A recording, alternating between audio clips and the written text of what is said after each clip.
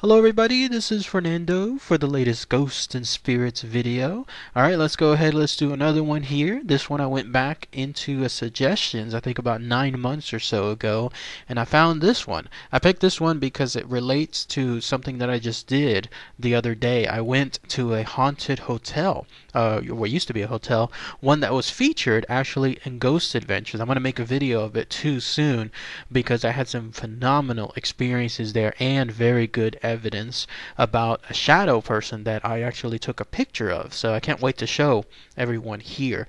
But yes, this particular suggestion also has to do with a haunted location. In this case, it's a house that was built a long time ago, early 1800s to be specific. It's demolished now, but at least during its existence, it was haunted by a particular family. I guess you could call it one that lived there at that location. Lots of good experiences to share. You're looking at it now. It's known as the Ballechin House. So let's go ahead. Let's talk about all the fascinating info associated with this haunted location. So what was this Ballechin House? Well, it's a house that was built somewhere there in Scotland, to be specific. When you go there, I don't know if you'll see anything else to this day, but at least at that time, when it was built back in 1806, you're looking at how it looked like back then. This was a home that was just gigantic. It seems like the homes back then are much bigger than they are now. People cite, I guess, the McMansions, the criticisms of them, but pictures that I keep seeing of the older homes, they sure do seem a lot bigger now than the ones that you and I see now. But when it was first built, it was actually owned by a family known as the Stewart family. And this Stewart family was one where they had a particular member of their family named Robert Stewart, who was born in that home. He becomes a central figure, in fact, to these hauntings. So he was born there in 1806, right during that time that the home was built.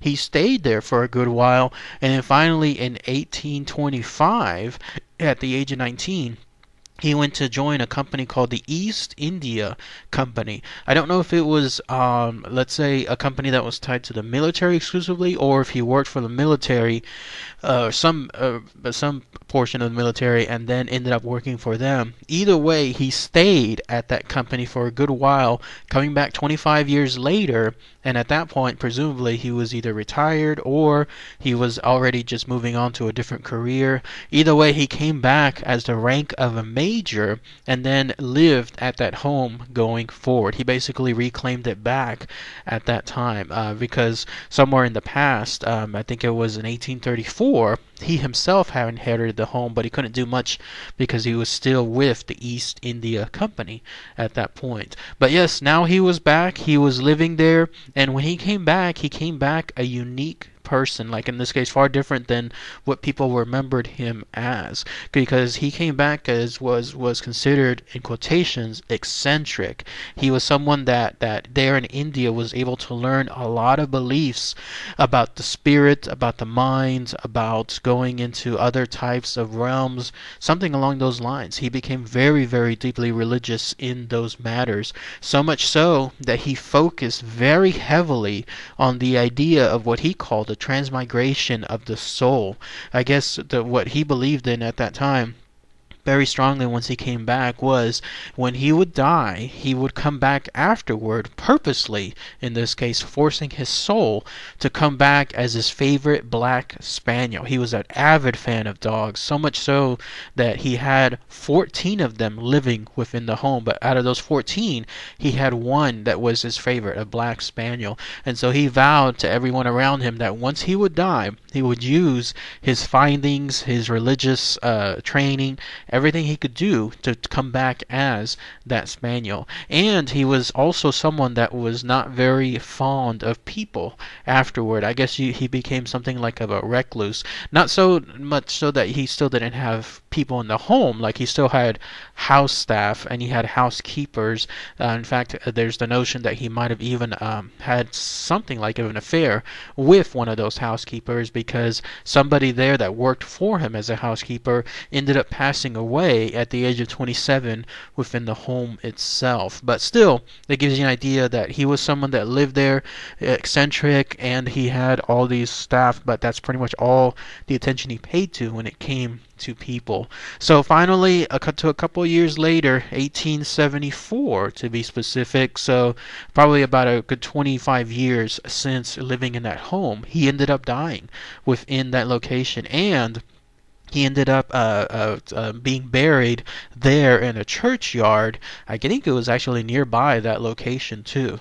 So the way that the story continues, his nephew, a guy by the name of John Stewart, ended up taking over this Ballechin house. I don't know if he inherited it himself or if he just bought it outright, but it definitely came to him afterward.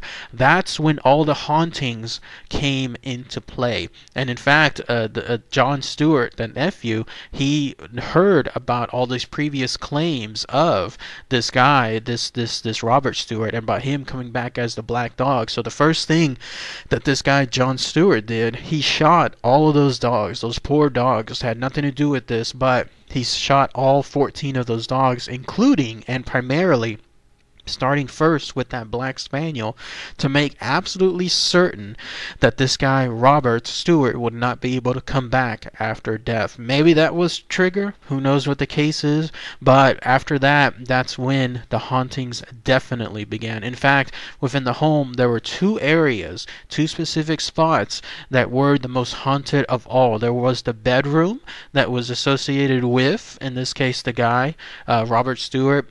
He that was his bedroom, and he also that was the place where apparently he had an affair with the house servant, the housekeeper Sarah. That's the same place she ended up dying as well. Remember, I was mentioning that earlier. At the age of 27, she ended up dying within that very same bedroom. And then there was another room, an office, I guess you could call it, something along those lines, that was his office. That also seems to had a soft spot for hauntings. So all of that goes into play next with what occurred and all the other circumstances involving other hauntings. And again, maybe it might have been, in this case, the shooting of his favorite dogs that started all of this. But yes, there was another person that ended up living there. His sister, Robert Stewart, had a sister by the name of Isabella. She actually became a nun. She became deeply religious, just like her brother, but in a different form of religion. And when that happened, she changed her name to Sister Frances Helen. And so when that occurred, she lived at that location for a certain number of years, but she too also died at that home, if I'm not mistaken.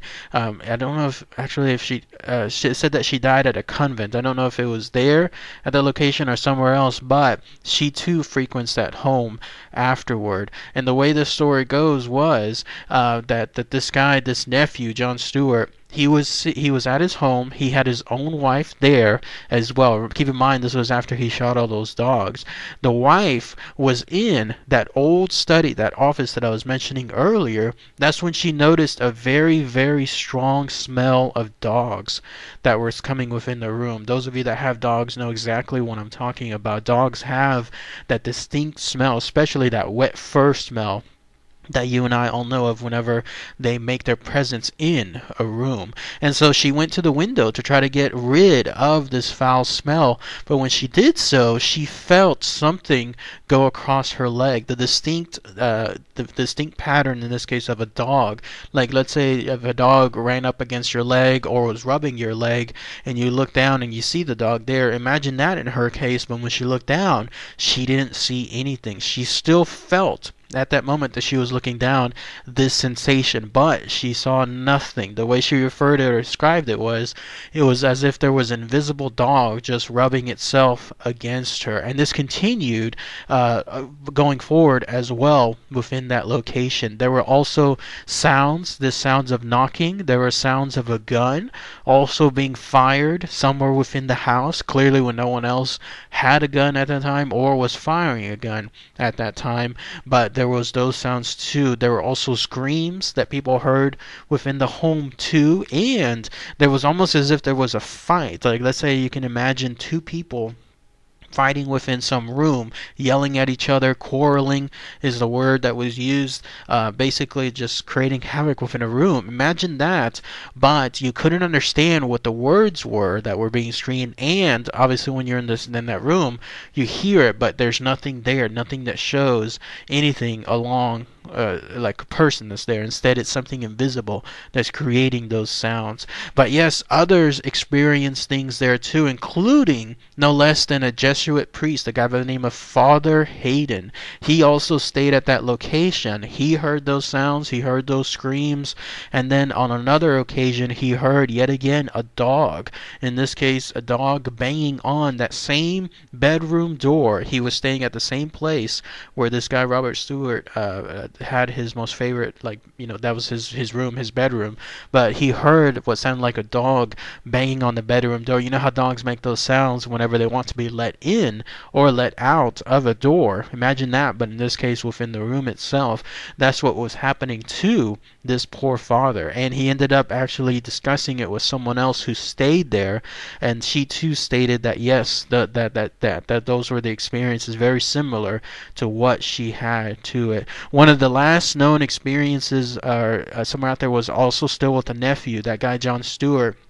He was talking with his agent inside one of the rooms when they heard very loud sounds, 3 of them to be specific, very, very purposeful sounds. Like, it's not like accidental type sounds. No, in this case, 3 loud thudding sounds. And some people think that this was an omen because later on that year, this guy John Stewart, while he was visiting somebody in London, he ended up being run over by a cab, no less. So maybe this was something like a premonition. Maybe it was the ghost of Robert Stewart letting him know that he was going to have revenge on his nephew for killing his dogs, and he was giving him a heads up with regards to that. The last known tenants were somewhere around that there was a family that leased a home for about 12 months, but then they ended up getting out of there. They were only there for about almost 3 months in total, and when it was because of all that stuff that was haunting their location. In fact, they forfeited the last 9 months of their rent. Who knew? Back in the late 1800s, they still have the same contracts that we do now. Like, you know how, like, if you rent an apartment but you decide to get out of it,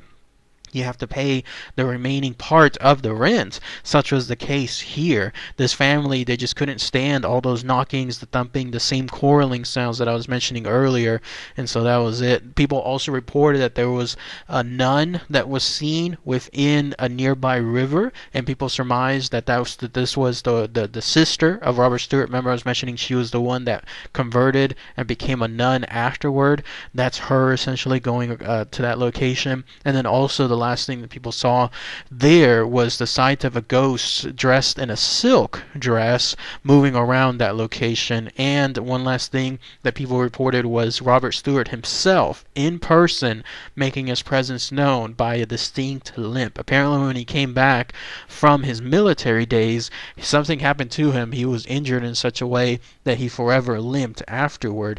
And so people that stayed within that bedroom would hear the distinct sound of someone walking, but it was with a limp, and so that was him making his presence known. But lo and behold, all that stuff eventually ended afterward, because somewhere around in the going into the early 1900s, my understanding, the way I was reading the information, was it was taken over by, I guess, something else. Like in this case, it was either abandoned, or it was, because the way I was reading it, it was considered uninhabitable sometime in the early 1900s, and ever since that point it just remained abandoned. Who knew who owned it at the time? Probably one of the family members of the Stewarts did, but they just didn't bother taking care of it. And so when that happened, they just left it empty, and then in 1963 it was just outright demolished. So if you go there to that location, who knows what's in there now? Maybe it's just still a field of grass, or maybe something else has been built over it. But if you wanted to truly experience the Ballechin House and all the hauntings on it, it's a little too late, because that house is utterly demolished now. Although I would imagine if you go there and let's say you see grass or whatever else is taken over, then maybe those hauntings are still permeating there. Who knows? That would be a good idea to test out. But at least with the Ballechin House, the original house, it is no longer there. But that's it. That's all the information associated with what was considered one of the most haunted houses there in Scotland. If anyone has any more info, anything else I might have missed, please post those comments below. That'd be great to hear. Maybe if anyone lives in that area or knew by that area there in Scotland, happen to be at that location where this house was, that'd be great to hear if you had any more experiences on it too. So alright everybody, Thanks again as always. Take care.